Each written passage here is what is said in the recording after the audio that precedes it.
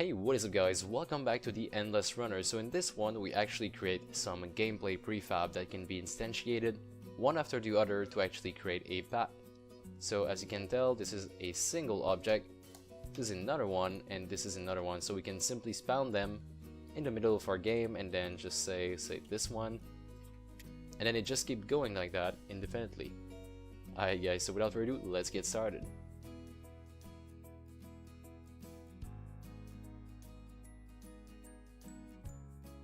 Okay, so we've been playing with this plane for quite a while now, but we're gonna remove it today. We're actually going to start making what we've called prefab. So these are the tiles that are going to be randomly generated as we move along the level. So we are going to create some prefab. So guys, this is going to be a little bit different for every single one of us, but in my case, I have my assets already, so I have some models I can use and they have colliders. But I will go ahead and just make one prefab using primitives object, so you can actually do this if you don't have assets. So what's going to happen basically is we need to create prefab that is going to start right here from the origin, and then we can also calculate the length. So what I'll do first is I'll just create a plane like this, then move it at the origin, and then move it -5, so -5 in Z right here. And I can start creating my prefab starting from that very point over there. So now what I mean by prefab is actually you gotta create tiles that you're able to spawn. So these tiles are going to need to have all the exact same size, and you can have as many tiles as you wish. So I will show you what I mean with actual prefab. So under my prefab object, I'll go under here, create a new folder that I call tiles, and we're gonna go ahead and just start creating some tiles. So say we create a cube, we make sure that it pretty much just starts from there, so this point, and make sure you really point on. So in this case, I'll be moving this to 0.5, and now I can extend it say in Z, and I'll have to modify the Z again, but that's fine. So move it this way, and this needs to be on 5. So I pretty much got a 10-meter long tile right here, and I will also move it down because it also needs to be on this very level right here. So all you gotta tell yourself is would the player be able to walk on it from its initial position like this? This would actually work. This could be a prefab right there. So I could be taking this cube here, and I could be naming this, say, tile 1. So that would be it right there. And then once I'm done making one tile, I can simply grab it, then drag and drop it inside of my tiles folder that I've just created. And that's one right there. Now you could also copy this and then say this would be tile number 2, just a little bit bigger.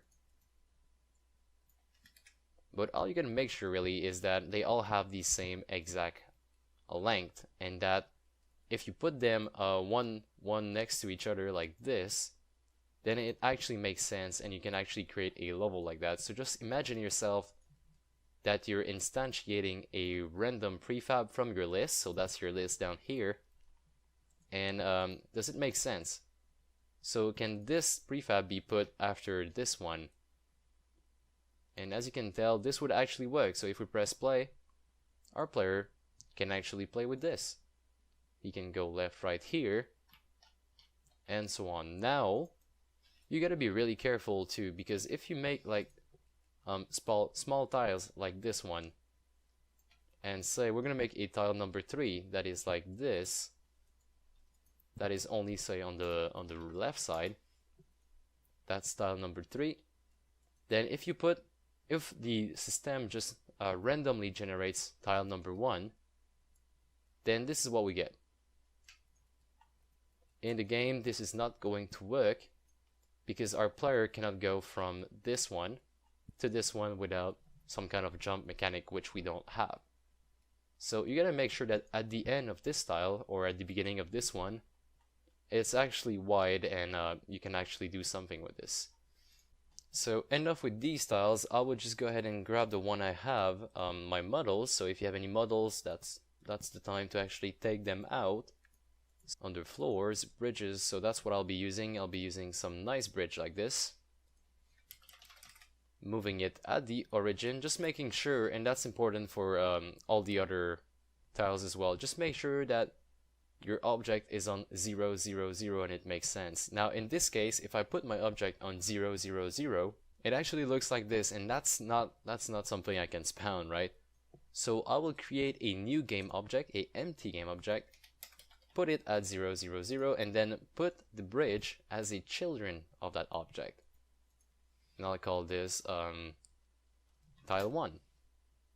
You could actually give it better names, so maybe tile underscore normal bridge.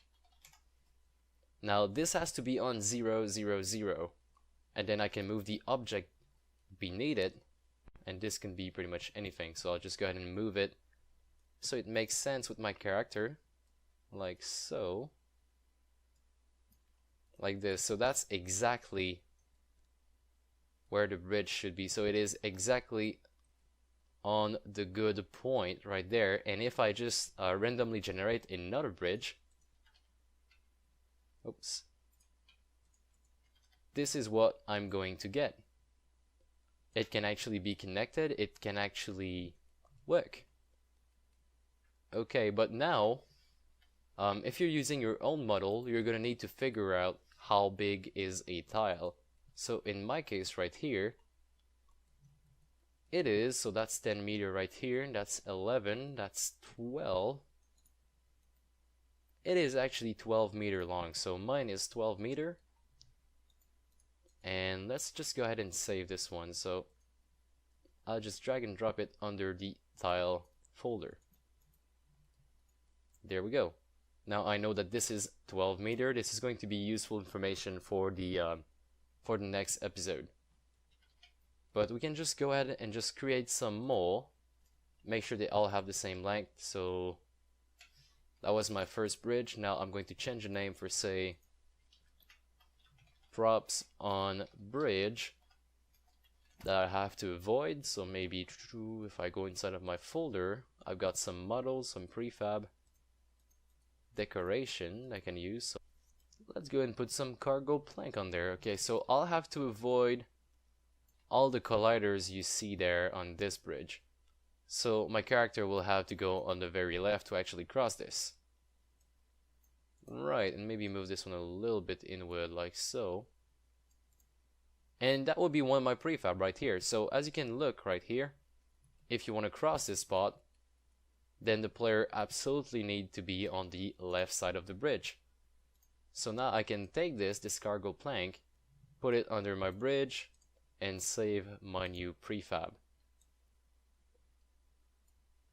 So now I have, if I remove everything, now I have this one, the props and bridge, and I also have the normal bridge. Both of them can be spawned, and if we put them one after the other, it should make sense, like so. And I'll just go ahead and make a few more, so I'm pretty much satisfied with what I have. So maybe some tiles right there, again in the middle, or actually, you know what, like this, and then I copy this over, rotate it, and put another one there. So my player is going to have to go from left to right in a single bridge like this. So I could be calling this tile underscore double rubble. I don't know, something like that. Doesn't really matter. The name in the end are never really going to be used. We just need to put all of them inside of a prefab later on.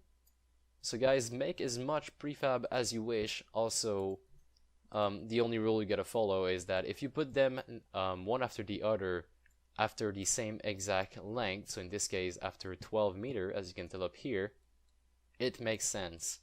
So say I spawn a props and bridge, this is going to be on 0, 0, 24 because that's 12 times 2, and then we can do that again, so 0, 0, 0, 36, which is 12 times 4. And if we hit play now, we're gonna get some kind of glitch here at the beginning. That's normal. and then I can go right here and everything makes sense. Alright guys, so that's going to be pretty much it for this episode. Thanks a lot for watching. If you learned something or if you enjoyed this video, please leave a like, really appreciate that. If you have any comment or question, you can also leave them in the comment section below and I'll try to answer them as soon as possible. So guys, I'll see you in the next episode.